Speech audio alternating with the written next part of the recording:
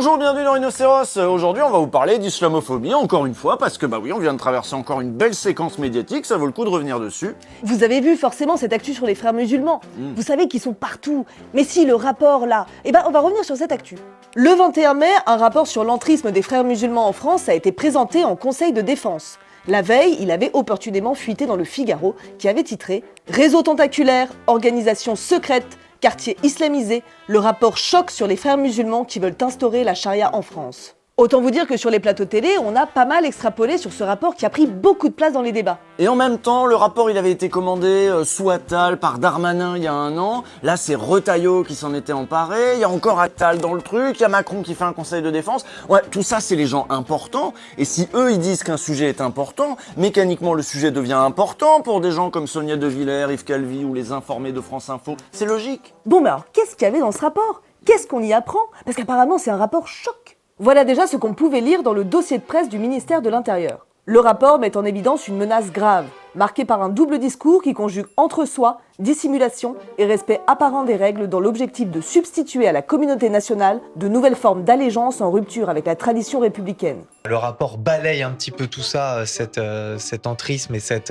et à quel point les frères musulmans sont un petit peu partout. Ce journaliste de BFM ne dit pas que les frères musulmans sont partout, il dit qu'ils sont un peu partout. Parce que le problème avec ce rapport, c'est qu'il n'est pas si accablant que ça. Donc on se retrouve avec des chiffres pas très spectaculaires, qui prouvent pas grand-chose, mais faut quand même dire que les frères musulmans sont partout, parce que c'est la thèse du rapport quand même. Et peu importe ce qu'il y a dans ce rapport, de toute façon, l'important c'était que sa médiatisation, sa sortie, allait créer un moment où on allait tous pouvoir ensemble sereinement discuter de comment on sauve la République, en rendant les musulmans moins visibles dans l'espace public, déjà ça c'est important. Hein. Et à bas le voile bien sûr. Oui, vive la République. Une menace vraiment de subversion. C'est un entrisme, c'est un islamisme à bas bruit, mais l'objectif ultime, c'est de faire basculer toute la société française dans la charia. Non mais c'est super grave. Ah non mais moi je veux pas basculer dans la charia. Mais moi non plus, personne veut basculer dans la charia. Heureusement, le rapport dit que de toute façon c'est pas pour tout de suite. Je vous cite le rapport, aucun document récent ne démontre la volonté d'établir un État islamique en France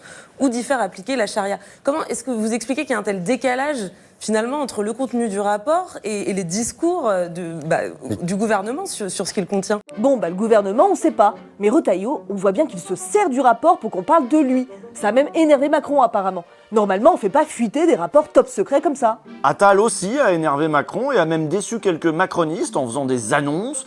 Mais il n'était pas le seul à avoir plein de nouvelles idées pour contrer cette menace invisible et omniprésente. Bardella a proposé d'interdire les frères musulmans. Et Philippe de Villiers aussi. Puis alors lui, carrément, il s'est lâché. Il avait plein d'idées. Ensuite, interdire les frères musulmans. Ensuite, interdire LFI pour intelligence avec l'ennemi. Évidemment, chacun a tiré ses propres conclusions de ce rapport, et vous imaginez bien que sur les chaînes Bolloré, on n'a pas fait dans la demi-mesure. L'islam est incompatible sans doute avec l'idée de laïcité.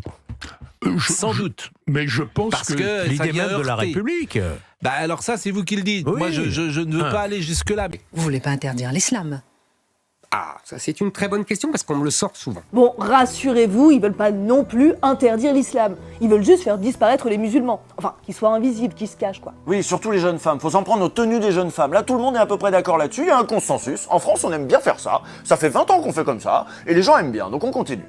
Oui, après avoir mis en place l'interdiction de l'abaya à l'école en 2024, Gabriel Attal veut à nouveau attaquer. C'est super, on va parler de lui à la télé, les vieux vont adorer, on commence même à parler d'une nouvelle loi séparatisme. On sent bien que chacun veut se démarquer en vue de 2027, les OQTF et Saint-Pierre-et-Miquelon c'était super, mais le grand classique en France, c'est quand même la menace islamiste. Les femmes voilées sortent avec la charia sur la tête. C'est ça que ça veut dire. Le voile, ça veut dire, d'abord, ça veut dire je ne veux pas être française. Et oui, parce que le voile, c'est pas la France. Et non, c'est pas le chapeau officiel. Le chapeau officiel, c'est quoi la tenue officielle? Ah non, mais faut rien mettre. C'est les seins à l'air, mon gars. Ça, c'est ma France. Quand j'avais 18 ans, les filles, elles étaient topless sur les plages. Voilà. Les gars, ils veulent pouvoir mater. Un petit effort, les filles. C'est ça, la République. Ouais, et Marianne, elle est libre, donc elle va seins nus. Hein, c'est Emmanuel Valls qui avait dit ça, je me souviens. Et oui, ce fantasme de déshabiller les femmes musulmanes, de les rendre disponibles au regard des vieux mecs, ça revient tout le temps. Et on entend des trucs trucs comme ça. Toujours, figurez-vous que dans la rue, Ombre avec notre Maligny. personnel, il y avait une dame qui était totalement voilée avec un masque noir, et il y avait deux policiers. On l'a laissé filer, mais j'ai dit aux policiers, on ne peut rien faire. Ils m'ont dit, mais elle va dire que c'est un masque pour la pollution. Contre la toux. Et vous savez qui les empêche de se rincer l'œil? Bah les frères musulmans. À cause d'eux, bientôt, on pourra plus rien mater. Ben oui, parce que si ça se trouve, c'est eux qui choisissent les tenues de Lena Situation, qui a été accusée d'entrisme islamiste par Déborah Abisror de Liem, la secrétaire générale du groupe Ensemble pour la République, une élue soutien de l'action d'Israël, proche des idées des membres de Franc-Tireur, qu'elle retweet volontiers. Sur Lena Situation, Christine Kelly en a parlé, vous allez voir la séquence, enfin c'est... En 2024, voilà, elle était en décolleté, et puis aujourd'hui au Festival de Cannes, et que maintenant elle est habillée un peu à la mode des frères musulmans. Et il y a des moments comme ça, c'est comme Retailleau, Gabriel Attal, tu vois, on sait même pas s'ils croient vraiment à ce qu'ils disent, mais ils le disent, plus c'est gros, plus ça passe, et on y va quoi. Par contre, chez les amis du printemps républicain, on croit au complot frériste. Écoutez Christophe Barbier, quand on parle du voile, il est toujours habité, ça l'inspire. Que cet entrisme utilise notamment deux outils. Le voile, c'est plus fort que la parole, disent les islamistes, parce que c'est la force de la visibilité. Et on en a eu des débats sur le voile, la baya, etc. Et puis, le mot islamophobie, avoir mis ce mot dans le débat public, eh bien, c'est une manœuvre islamiste pour dire, voyez, si vous critiquez l'islam, en fait, vous détestez les musulmans. Et là, il n'y a rien besoin de prouver, voilà, surtout quand t'as des frères musulmans qui tirent les ficelles dans l'ombre, tu peux pas voir c'est dans l'ombre, donc t'as pas à prouver, tu dis que c'est eux qui ont inventé le mot, puis c'est tout. Avant, il disait que c'était les mollahs iraniens. Oui, sur l'islamophobie, ça a changé, mais bon, ils sont interchangeables les musulmans, les islamistes.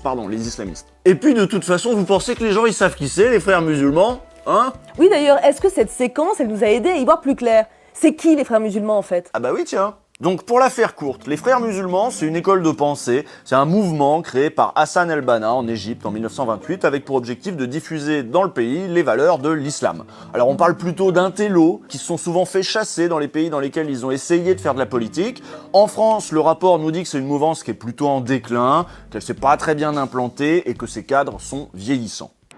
Leur fonctionnement ne repose d'ailleurs pas sur une organisation structurée à l'échelle internationale, mais sur le partage d'une idéologie commune, celle de restaurer l'unité des musulmans. Bon voilà, c'est pas des djihadistes, c'est pas des révolutionnaires, par contre c'est des conservateurs, oui.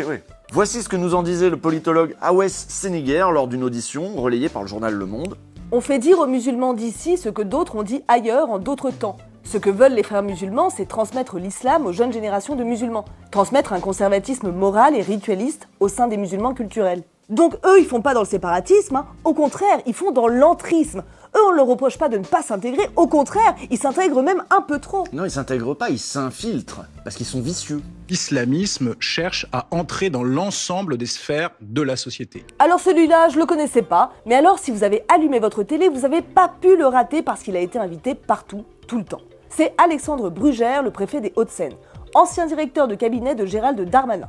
Le même Darmanin qui avait commandé ce rapport quand il était ministre de l'Intérieur en 2024. Pour lui, le rapport confirme tout ce qu'il pensait déjà, donc c'est un bon rapport, hein. Oui, il y a des islamistes partout qui défient la République. Je pense notamment à la question du sport. Elle est utilisée comme un vecteur revendicatif par rapport à l'idéologie islamiste. Et là quand même, vous voyez bien qu'on coche toutes les cases du discours complotiste. Ils sont partout, c'est une pieuvre, ils s'infiltrent. Oui, et il parle pas de l'islam ou des musulmans, hein. Il parle d'idéologie islamiste et de frères musulmans, mais bon, on peut mélanger un peu le tout, c'est-à-dire quand il y a un musulman normal, il n'est pas exclu que derrière, il y a un frère musulman qui lui a un but caché. Oui, enfin pas très bien caché, hein, parce qu'on a tout deviné, nous. On a bien vu que vous voulez mettre la charia partout, la charia sur la tête, dans la tête, partout. Ouais, faut pas nous la faire, nous, hein.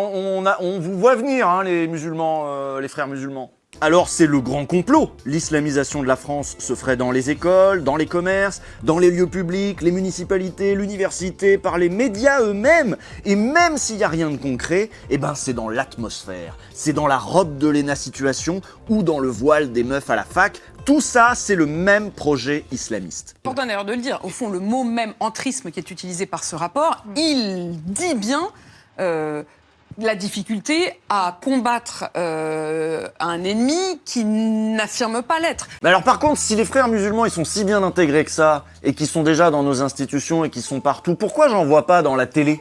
Oui, non, mais s'ils sont pas là, c'est parce qu'ils sont là, à bas bruit. Ah, et pourquoi je les vois pas, moi Mais parce que tu veux pas les voir.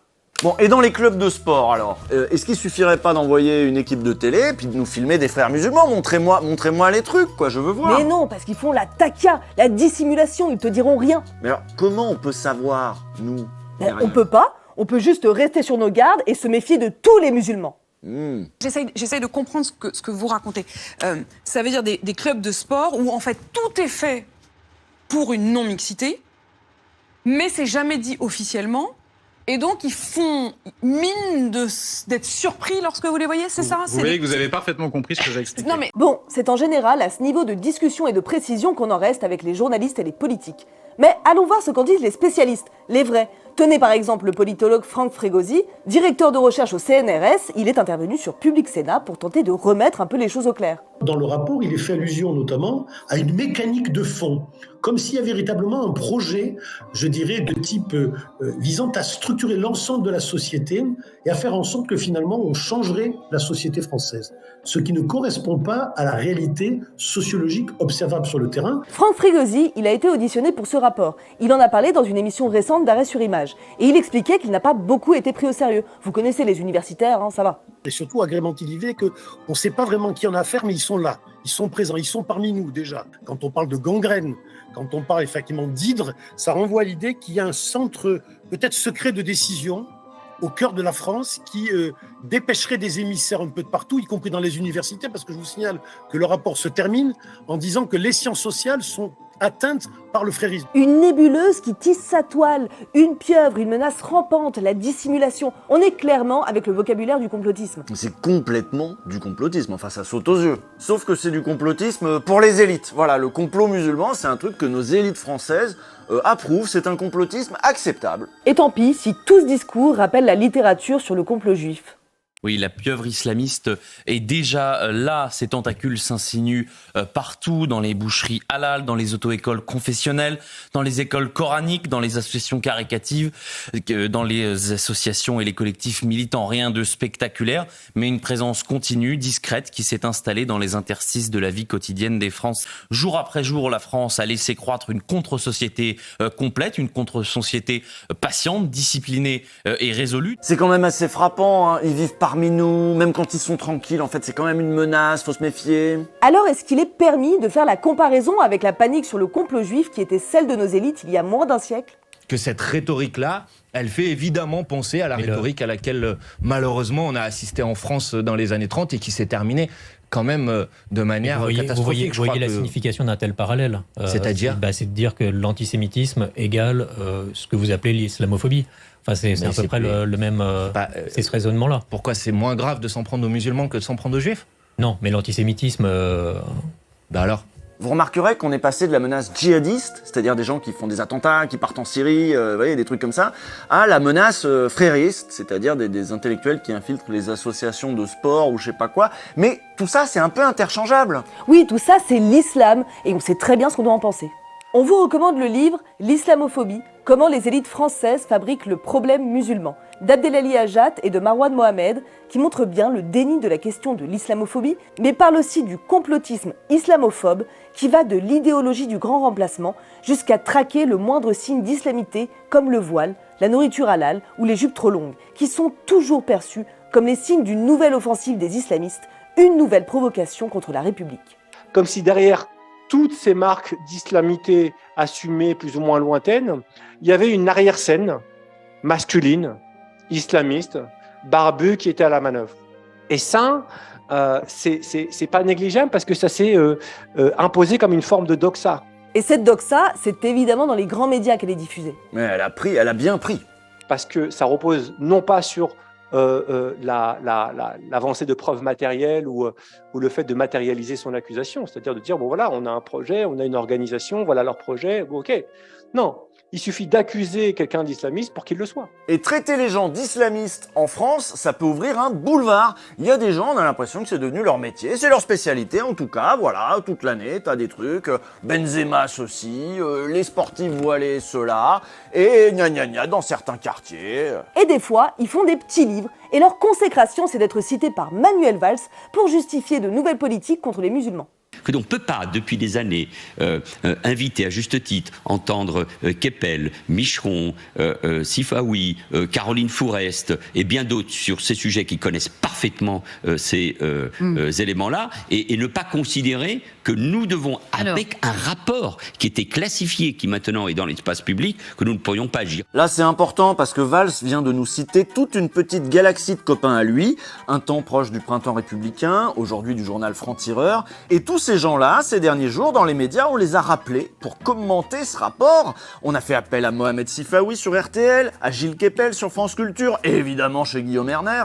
Alors là, c'est parti des frères musulmans, mais ça a pas mal dérapé, j'imagine que c'était le but. Aujourd'hui, après le 7 octobre, un certain nombre de voix dans le monde musulman et y compris aussi dans l'extrême gauche française se lèvent pour dire au fond l'Holocauste, on n'est pas trop sûr que ça a existé. Mais de qui tu parles? Donne-nous tes sources, donne-nous des informations, tu peux pas juste dire ça comme ça. Si, chez Erner, tu peux.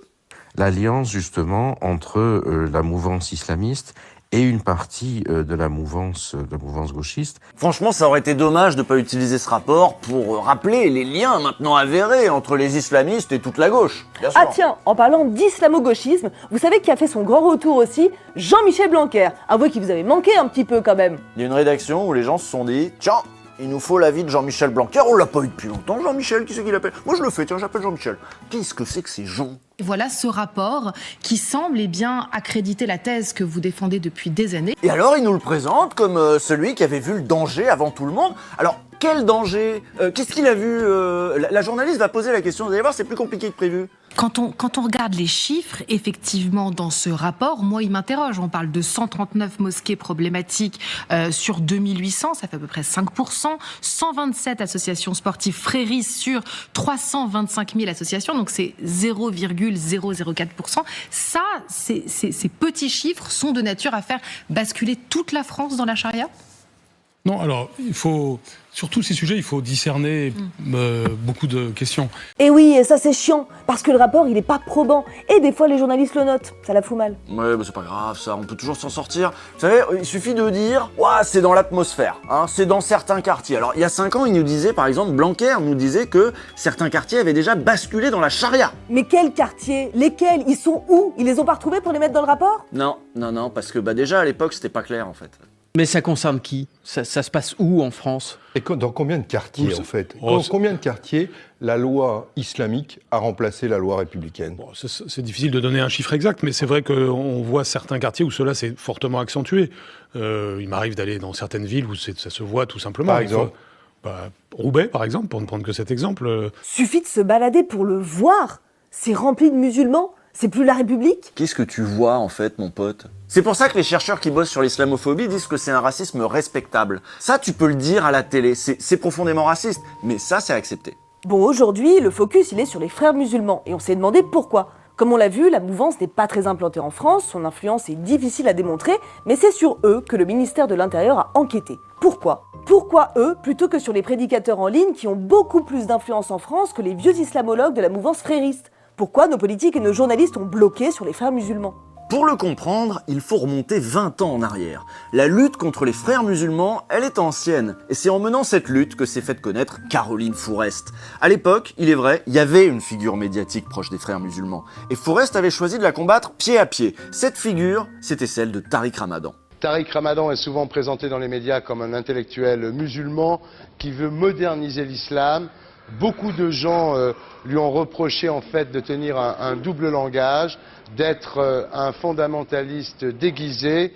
Vous avez voulu en avoir le cœur net. Et vous entendez, là, tout ça, c'est déjà le vocabulaire qu'on va retrouver dans ce rapport 20 ans plus tard. La dissimulation, le double discours. Par contre, Tariq Ramadan est littéralement le petit-fils du fondateur des frères musulmans. Ça, c'était pas de la parano, il y avait un lien.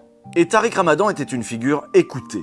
Il était même invité à la télé de temps en temps, dans les années 90-2000, pour venir parler d'islam, de la place des musulmans en France. Et il a parfois croisé le fer avec la journaliste de Franc-Tireur. Je pense qu'aujourd'hui, sur le plan des idées et concernant l'islam, vous entretenez par rapport à l'islam peur. D'accuser et vous d'islamophobie tous vos contradicteurs. Non, mais j'ai vous en pas avez dit, pas marre. j'ai pas être repris par Caroline Forest systématiquement. Elle pense partout.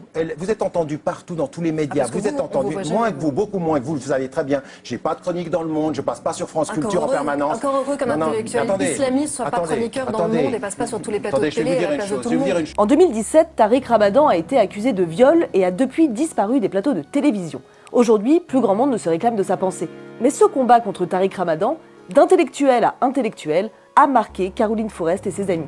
Et c'est sans doute ça qui explique que Forest, Valls, Keppel et les autres soient encore obsédés par les frères musulmans. C'est pour ça que eux ont poussé ce discours-là jusqu'à ce qu'il soit adopté finalement par les sphères politiques et médiatiques. Alors ok, les frères musulmans, c'était leurs adversaires il y a 20 ans. Depuis, ils ont peut-être perdu en influence. Mais attention, en fait, si ça se trouve, ils sont toujours là. Ça se trouve, ils sont partout. Je n'ai jamais trouvé un mouvement aussi, je n'ai jamais été confrontée, en tant que chercheuse, travaillant sur ces questions, à un mouvement aussi toxique, pervers, redoutable, organisé que les frères musulmans. C'est pour moi le mouvement totalitaire le plus dangereux de notre époque. Il y a des chercheurs qui vont dire que non, hein, mais bon, apparemment c'est pas grave, il paraît qu'elle aussi elle est chercheuse. Mais là, elle jubile parce que dans ce rapport, il y a peut-être pas beaucoup de faits.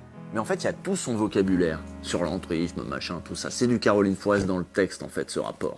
Ce qui a marqué cette séquence médiatique, c'est le mot entrisme, le concept d'entrisme, de dissimulation, etc.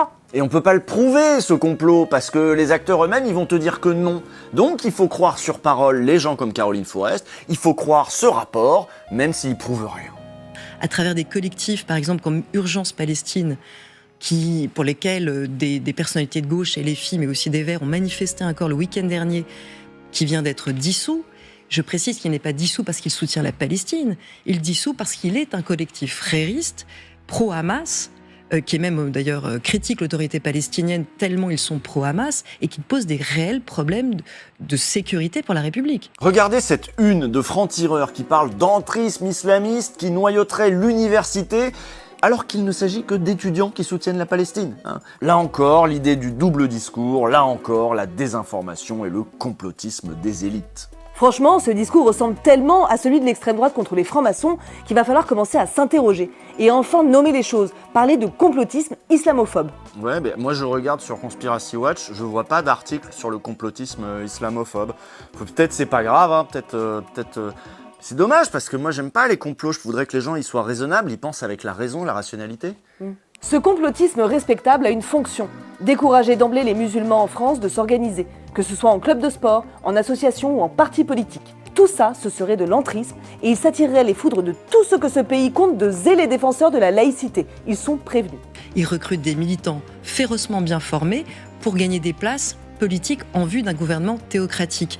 Et les frères musulmans dont je vous parle, ils sont pas tous dans la précarité, ils sont professeurs de fac, ils sont au CNRS, ils sont vice-présidents d'université et ils sont députés parfois. Donc, croyez-moi, ils sont pas tous à plaindre. Et Caroline Forest non plus n'est pas à plaindre, ses idées ont bien avancé, particulièrement dans les médias, voilà, où on a toujours du mal à parler d'islamophobie parce qu'on a peur de se faire traiter d'idiot utile du frérisme. Et ce rapport-là, il tombe à pic parce qu'on commençait à en parler un petit peu d'islamophobie. Ce rapport arrive juste après l'assassinat d'Aboubacar Cissé, un musulman tué au hasard dans sa mosquée. Un meurtre manifestement islamophobe qui avait remis le débat sur la table. Il y avait eu comme parfois de grandes discussions autour de l'emploi du mot islamophobie. Bayrou l'avait même utilisé. Ce rapport arrive également au moment où les frappes s'intensifient à Gaza et où on s'indigne de plus en plus en France des méthodes barbares d'Israël et de son projet génocidaire. Eh oui, mais si c'est les frères musulmans qui pilotent l'indignation, hein, si c'est eux qui contrôlent les facs et les manifs. Pour certains, le Free Palestine est la nouvelle manière de dire Allahu Akbar. Et c'est sans doute à ça que sert ce rapport, à légitimer le soupçon permanent qui pèse sur les musulmans et à nous préparer à de nouvelles mesures contre eux. Et autant Caroline Forest, je pense qu'elle croit vraiment qu'il y a des frères musulmans partout, derrière tout le monde, autant je doute de la sincérité des Retailleau, des Attal. Par contre, je pense qu'ils ont complètement compris l'utilité de ces discours, d'un point de vue électoral ou pour faire parler d'eux dans les médias. Et tant que les médias relaieront ces discours aussi complaisamment, eh ben ils vont continuer. Voilà, c'est pas compliqué. Ça va être long, hein, d'ici 2027. À dimanche, dans 2 semaines.